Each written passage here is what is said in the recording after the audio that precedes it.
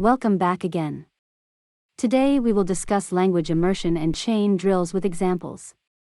To help students learn English better, they must be immersed into the target language as much as possible. Restricting the amount of time they can speak the native language greatly enhances the immersion of the target language. If you have the students role play, the students will have to speak the target language at least 20 to 40 minutes a day.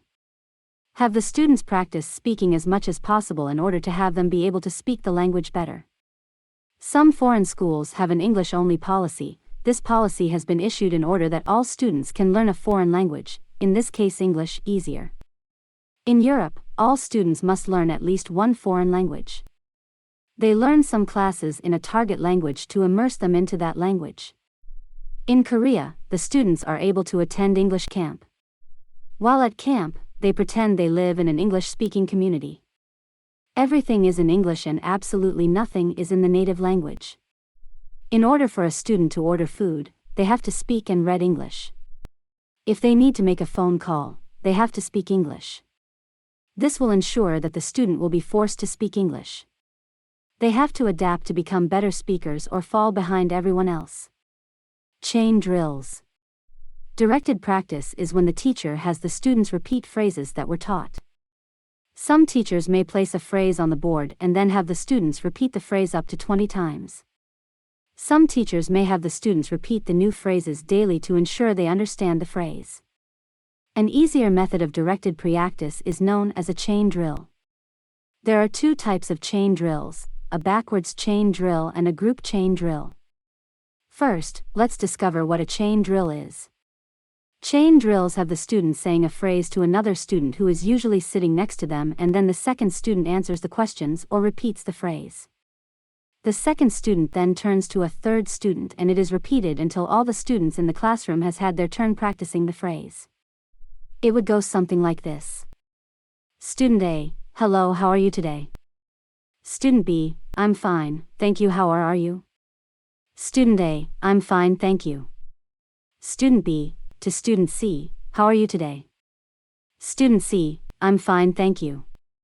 How are you? Student B: I'm fine, thank you. This routine continues until it goes around the room and all students have had a turn practicing the dialogue that needs to be spoken.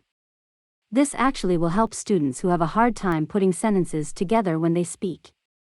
Many times a dialogue may be too long for students to remember when it is presented orally. Students tend to remember the first few words and mumble the rest. One method I learned tends to work the best in this situation. It is known as the Pimsleur method. The Pimsleur method. The Pimsleur method was created to teach people how to speak a foreign language very quickly. It has been used by the United States State Department and parts of the military to train its staff on speaking a foreign language. This is known as a backwards chain drill. If you have a sentence or a phrase to teach students and it's very long, you will discover that students remember the first few words, but forget the last part of the phrase. This method helps eliminate this problem. It helps students remember easier and if used properly can teach students phrases very quickly. A sample lesson would be like this. Teacher: what are you doing this afternoon? Teacher: afternoon. Students: afternoon. Teacher: afternoon. This afternoon. Students: afternoon. This afternoon. Teacher: what are you doing? Students: what are you doing? Teacher: this afternoon. Students: this afternoon. Teacher: what are you doing this afternoon? Students: what are you doing this afternoon? As you can tell, the students learned the last half of the sentence first. Then they were taught the first half of the sentence before placing them together to make one sentence. Using this method, students are able to practice speaking and listening. Not only do they get to practice, they hear the phrase several times and can repeat it until they learn it.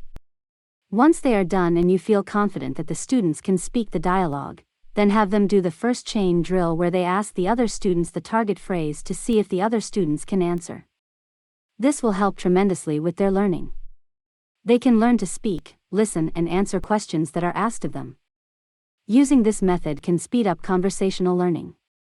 I had one class in Korea that was started in the middle of a term since they were new to the school. I wanted to catch them up to be with the rest of the school and used the Pimsleur method. I taught them 6 weeks of lessons in only 2 weeks. Most of them never spoke English before, and within 2 months was one of my best classes. Principles.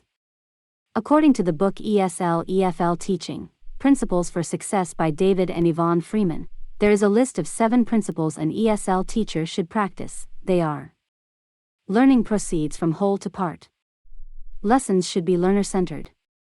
Lessons should have meaning and purpose for students now.